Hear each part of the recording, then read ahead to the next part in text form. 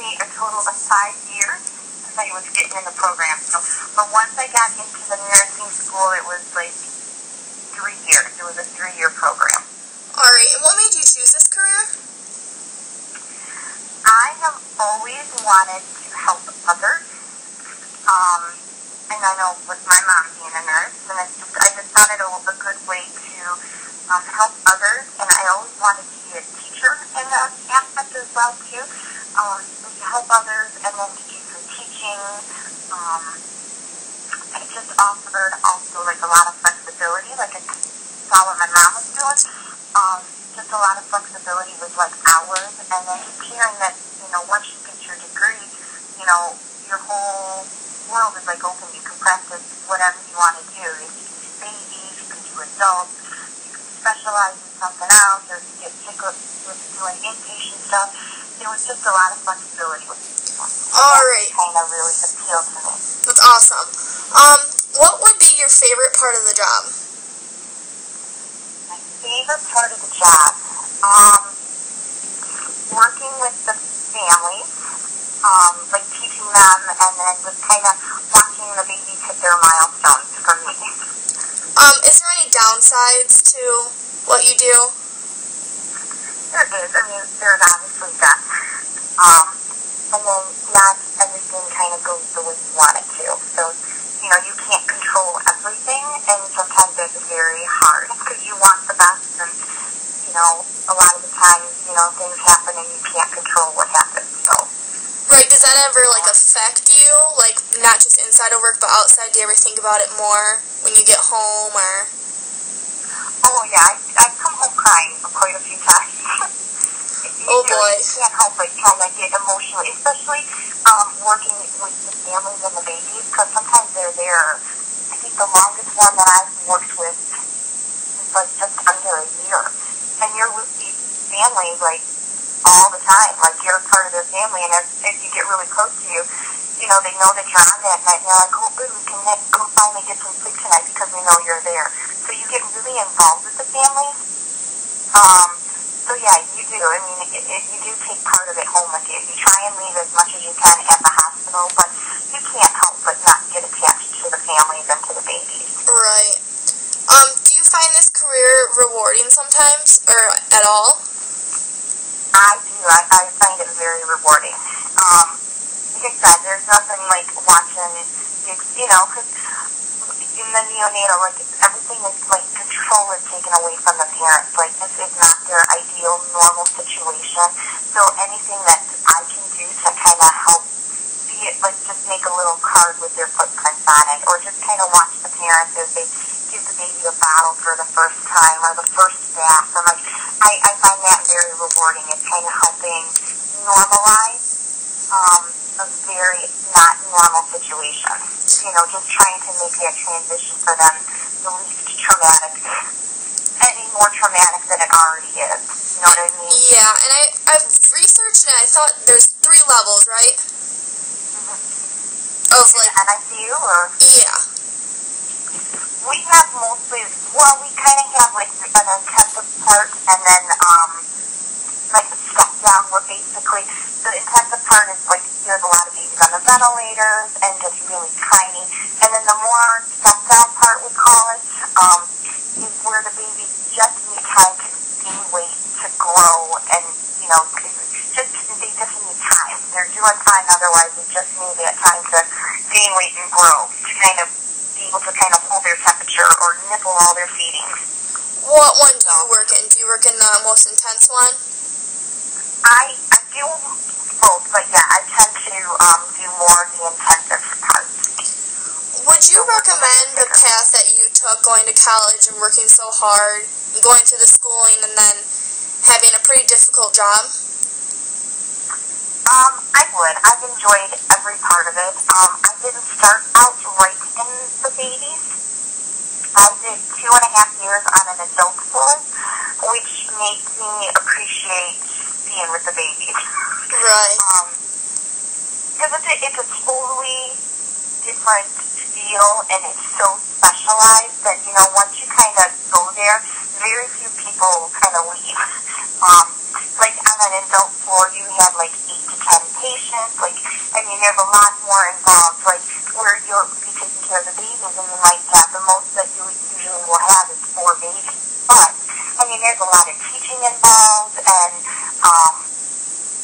you know, that could be a really heavy assignment. But, you know, I appreciate, you know, where I'm at right now. But, yes, I found it I like the way I did it, like going to school, you know, busting my butt, and then, you know, the past couple of years, I really enjoyed it, and I kind of really blossomed, and I really am kind of specializing, like, being like that, and ICU nurse, and, you know, I wish I would have, joined more, you know, professional organizations, to kind of learn the craft more before I went back to school, but, you know, going back to school for my master's, a lot of stuff makes sense to me that, like, I did routinely and perfected, but I might have not known, oh, this is why we're doing this. So, but yeah, I would have definitely recommend the way I did it. I would love to go into this career. Is there any advice that you could give to me or someone that would be looking into that?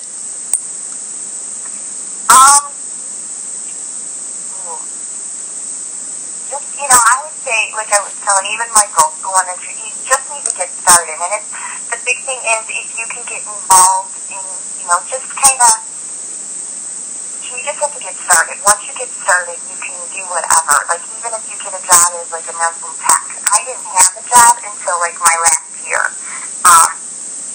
It's just, like, a good way to kind of get your feet wet, to kind of know what you're doing. But, you know, just keep on, you know, they do, like, internships once you're in school, and if you can get one, like, where you can specialize in an NICU, if you know for sure this is what you want to do, just go for it. You know, every day is a learning opportunity, no matter what half of the nursing spectrum you take, but, yeah, just get started and just don't wait. That's my biggest thing, don't wait. Just get started, but, yeah, what else? But yes, I mean, it's not like you can volunteer too much, like, in our unit, like, right. You know, only a couple grandmas, kind of, but it's, you know, we sometimes get, like, nurse techs, but each hospital is a little bit different. We don't really use, like, nurse techs, but other places do. So, I mean, if you can get a job in the hospital, just to kind of get your feet wet, to kind of know what you're doing, but the big thing is, once you get in nursing school, you just have to go through the program, and then whatever you decide to do afterwards, that's where you learn how to do everything. And it's just like, we get student nurses all the time, and that's my biggest thing. It's just like, you know, just make it through the program.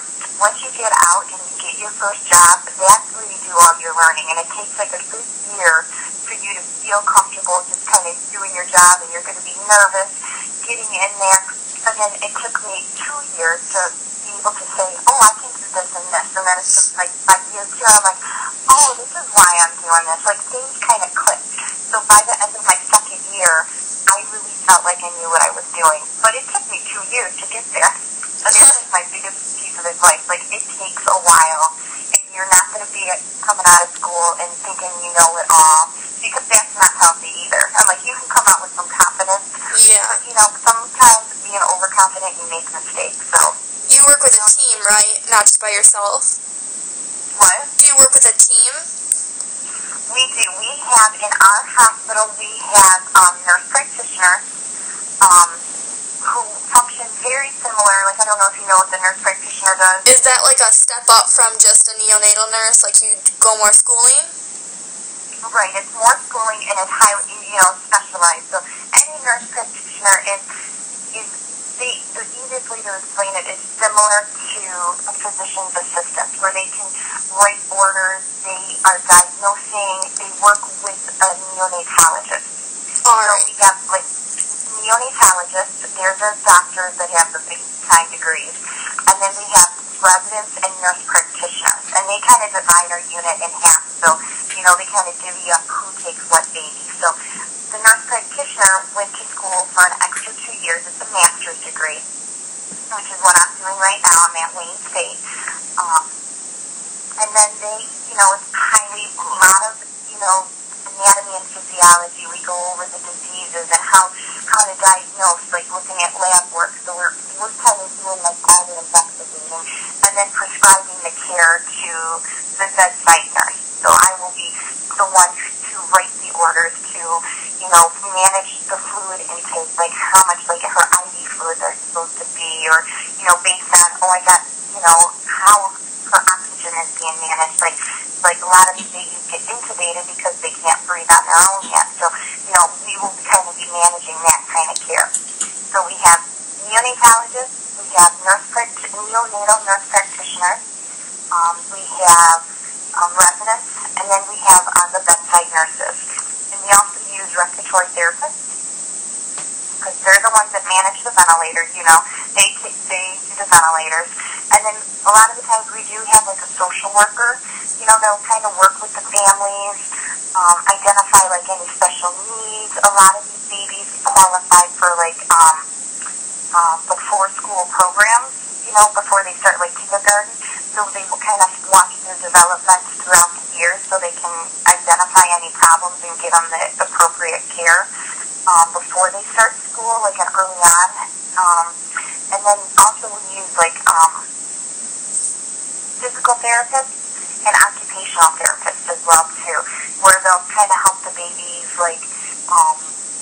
because a lot of times they're going to be on their backs on a ventilator and whatnot like that, so their muscles get a little bit tight. So sometimes physical therapy will come in and do some exercises with them. Occupational therapy, works a lot with them to kind of, help them with, soothing, calming methods, or we use them a lot to kind of help them to teach them how to take a bottle, because sometimes their muscles around their jaw aren't strong enough to kind of get a really good suck around the bottle. So sometimes there's a couple tricks that they can do to kind of help them get that muscle tone kind of going, so they can successfully transition to feeding at home as well too. So, but it's pretty much all that's like our. Alright, well, this has been so helpful, so thank you so much. And I'm available all week.